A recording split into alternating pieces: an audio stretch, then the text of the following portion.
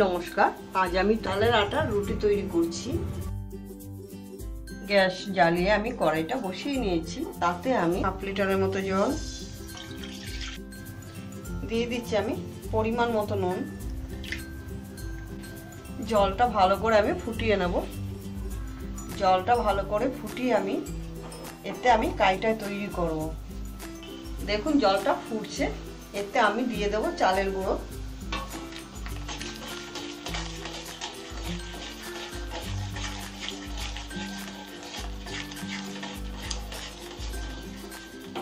খুব সুন্দর মিশেছে আর খুব সুন্দর কাইটা তৈরি করেছি। আমি ভালো করে চালের গুঁড়োর কাইটা মেখে নিয়েছি। আমি সুন্দর করে চালের আটার রুটি তৈরি করছি। ভালো করে গোলাটা করে নিয়েছি, দিয়ে আমি একটুখানি চালের গুঁড়ো দিয়ে নিয়েছি। এবার আস্তে আস্তে ধরে ধরে বেলতে হবে।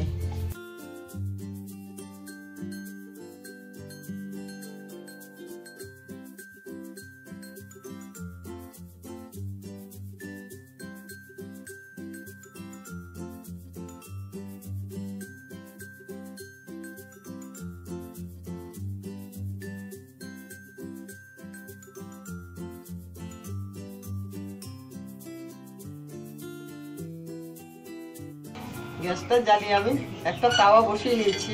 এবার আমি চালের আটার রুটিগুলো তৈরি করব।